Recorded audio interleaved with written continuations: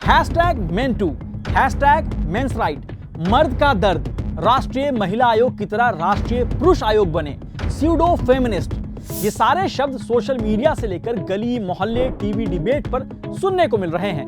दरअसल बेंगलुरु में काम करने वाले आईटी प्रोफेशनल अतुल सुभाष की मौत के बाद hyper men's right activist active हैं। उन्हें लगता है शादीशुदा मर्दों की हर परेशानी की जड़ है आईपीसी की धारा 498A।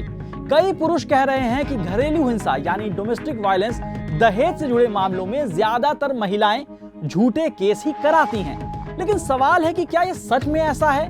क्या ये पूरा मामला मेन वर्सेस वीमेन का है? आज हम इसी की पड़ताल करेंगे और बताएंगे कि ये 498A क्या है जिसने महिलाओं को एक्स्ट्रा पावर दे रखा है। कानून की नजर में डाउरी भी अपराध है, तो फिर क्या भारत में दहेज के बाजार में दुल्हा ऑन सेल बंद हो गया? और सबसे अहम सवाल, असल जिम्मेदार कौन है जिसकी चर्चा ही नहीं हो रही?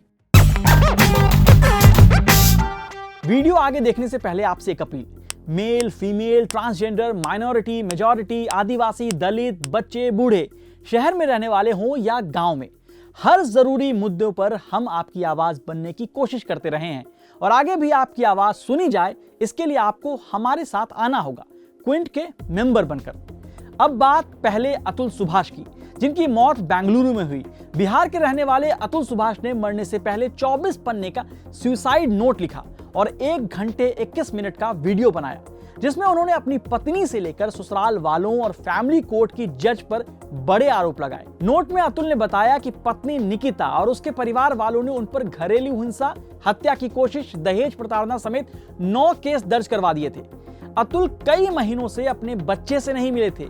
अतुल ने मेंटल कंडीशन, सुस्त न्यायपालिका, सबका जिक्र किया है। साथ ही दहेज और शादी टूटने पर गुजारा भत्ता, एलिमनी, बच्चे की कस्टडी पर भी बात की है।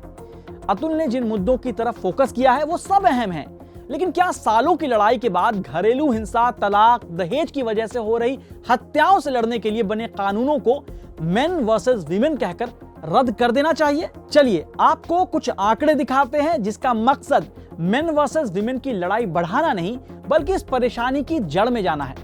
पहले आप ये जान लीजिए कि आईपीसी की धारा 498A क्या है।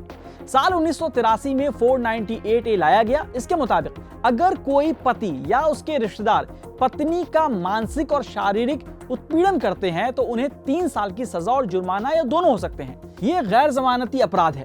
फिलहाल भारतीय न्याय संहिता 2023 की धारा 85 और 86 में भी समान प्रावधान है। अब इसी कानून को लेकर मेल राइट एक्टिविस्ट कह रहे हैं कि महिलाएं इसका गलत इस्तेमाल कर रही हैं। ऐसे सवालों के जवाब ढूंढने के लिए कुछ आंकड़े देखते हैं। नेशनल क्राइम रिकॉर्ड ब्यूरो यानी एनसीआरबी के आंकड़े बताते हैं कि शादी से जुड़ी परेशानियों की वजह से साल 2022 में 8,164 लोगों ने आत्महत्या यानी सुसाइड की थी। इनमें से 52% पुरुष थे। नेशनल फैमिली हेल्थ सर्वे 5 की माने तो 18 से 49 साल की उम्र की 10% महिलाओं ने कभी ना कभी अपने पति पर हाथ उठाया है, वो भी तब जब उनके पति ने ऐसा नहीं किया होगा। अब ये सुनते ही मेल राइट एक्टिविस्ट हाइपर वाले कहेंगे, देखा, कहा था ना, मर्दों पर भी जुल्म होता है। लेकिन भाई साहब थोड़ा रुकिए और ये आंकड़े देखिए। नेशनल फैमिली हेल्थ सर्वे 5 के ही मुताबिक सभी शादीशुदा महिलाएं मतलब 18 से 49 साल की उम्र में जो आती हैं, उनमें से 31.9% अपने पार्टनर द्वारा घरेलू हिंसा मतलब भावनात्मक और शारीरिक या यौन का सामना करती हैं। शादीशुदा महिलाओं के खिलाफ हिंसा का एक और आंकड़ा देखिए। एनसीआरबी के मुताबिक साल 2022 में पति या उसके रिश्तेदारों के हाथों क्रुएल्टी में कुल 1,40,000 से ज्यादा नए मामले आए। इसके पहले 55,000 ऐसे मामले जांच के लिए पेंडिंग थे। 300 के करीब मामले जांच के लिए रीओपन किए गए। इनमें पुलिस ने फाइनल रिपोर्ट में 7,076 केस को फर्जी बताया।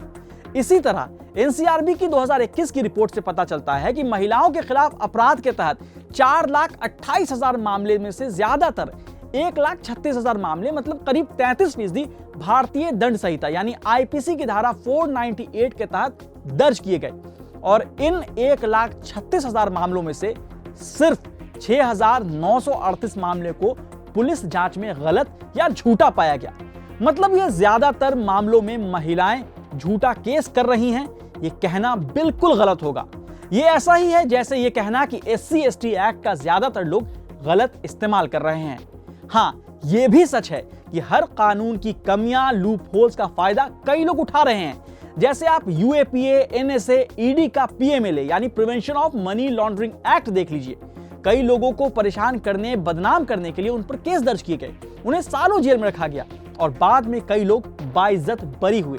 शायद इसलिए ही भीमराव अंबेडकर ने कहा था कि संविधान चाहे कितना भी अच्छा क्यों ना हो, अगर संविधान को अमल में लाने वाले का काम जिन्हें सौंपा गया है वे सही ना निकले तो निश्चित रूप से संविधान खराब साबित होगा। अब उस आरोप पर आते हैं जिसमें कहा जाता है कि शादीशुदा महिलाएं अपने पति और उसके परिवार वालों को फंसाती हैं, यानी दहेज, डाउरी। भारत में 1961 में ही द डाउरी प्रोहिबिशन एक्ट आया। दहेज लेना और देना दोनों अपराध माना गया। इसमें 5 साल की कैद और 15,000 रुपए के जुर्माने का प्रावधान है। लेकिन बिहार से लेकर यूपी, दिल्ली, मध्य प्रदेश, हरियाणा, बंगाल जैसे कई राज्यों में दहेज खुलेआम लिया जाता है। रेट कार्ड है, डॉक्टर से लेकर IAS, IPS तक ऑन सेल हैं।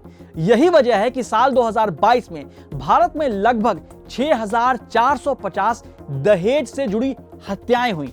2018 में 7,167, 2019 में 7,114 और 2020 में दर्ज दहेज हत्या के 6,966 मामले सामने आए। यहां यह जान लीजिए कि दहेज हत्या तब मानी जाती है जब किसी महिला की मौत उनकी शादी के 7 साल के अंदर किसी चोट, जलन या फिर असामान्य परिस्थितियों में हो जाती है और पता चलता है कि मौत से पहले पति या उसके किसी रिश्तेदार ने उनके साथ कोई क्रूरता या उत्पीड़न किया था। अब एक और बात, लोग कहते हैं कि पुरुषों पर शादी से आजाद होने के नाम पर लड़कियां एलिमनी मांगती हैं, उन्हें गुजारा भत्ता देना पड़ता है। इसे समझने के लिए 2 बातें समझनी होंगी। पहली, गुजारा भत्ता के पीछे की वजह है कि परिवार और बच्चों की देखभाल करने के लिए पति या पत्नी को अपने करियर से समझौता करना पड़ता है। साथ ही वो पति या पत्नी पर फाइनेंशियली निर्भर रहता है, इसलिए ऐसे हालात में गुजारा भत्ता एक सहारा बन सकता है। दूसरा पॉइंट है, भारत में लोग समझते हैं कि गुजारा भत्ता या मेंटेनेंस केवल महिलाओं को ही मिलता है, लेकिन ऐसा नहीं है। हिंदू विवाह अधिनियम यानी हिंदू मैरिज एक्ट की धारा 24 और धारा 25 के तहत अगर पत्नी आर्थिक रूप से सक्षम हो और पति फाइनेंशियली कमजोर हो तो पति मेंटेनेंस की मांग कर सकता है। साल 2011 के रानी सेठी बनाम सुनील सेठी मामले में दिल्ली हाई कोर्ट ने 20,000 रुपए का हर महीने गुजारा भत्ता तय किया था। अब आते हैं सबसे अहम पॉइंट पर जिसकी चर्चा नहीं हो रही है, वो है सिस्टमेटिक फेलियर। भारत की बाकी अदालतों की तरह फैमिली कोर्ट पर भी बड़ा बोझ है। शादी, तलाक, गुजारा भत्ता, बच्चे की कस्टडी, इन सब केस में सबसे अहम रोल होता है फैमिली कोर्ट का।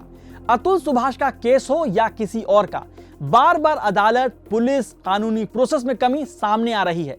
भारत में अभी कुल 848 फैमिली कोर्ट काम कर रहे हैं। अकेले 2024 में इन कोर्ट में 6,43,000 से ज्यादा केस रजिस्टर्ड हुए, जबकि करीब 12 लाख केस अभी भी पेंडिंग हैं। कई मीडिया रिपोर्ट में दावा किया गया है कि फैमिली कोर्ट में कई जज एक दिन में 50 से ज्यादा केस देखते हैं। जजों की बात करें तो फैमिली कोर्ट में 25,725 पद सैंक्शन थे, लेकिन इनमें से सिर्फ 20,487 भरे थे, यानी करीब 20% से ज्यादा खाली। अब बात समाधान यानी सॉल्यूशन की करते हैं। पुलिस से लेकर जजों को जेंडर सेंसिटाइज करना होगा। इस केस के निपटारे के लिए बेहतर इंफ्रास्ट्रक्चर बनाने होंगे। काउंसलिंग सिस्टम को बेहतर और इजीली एक्सेसिबल बनाना होगा। शादी और तलाक से जुड़े टैबू को दूर करना होगा। सालों से चलने वाले कानूनी प्रोसेस को टाइम बाउंड बनाना होगा। परिवार के टूटने से लेकर परिवार के बने रहने का मामला फाइनेंशियल के साथ साथ इमोशनल भी होता है। हर इंसान की परेशानियां एक दूसरे से अलग हो सकती हैं। सबको एक तराजू में मत तोलिए और समझिए कि ये लड़ाई मेन वर्सेस वीमेन की नहीं, बल्कि एक इंसान के लिए न्याय की यानी जस्टिस की है, फिर वो चाहे पुरुष हो या फिर महिला। मेन वर्सेस वीमेन की बहस छोड़ सिस्टम से पूछिए, जनाब ऐसे कैसे।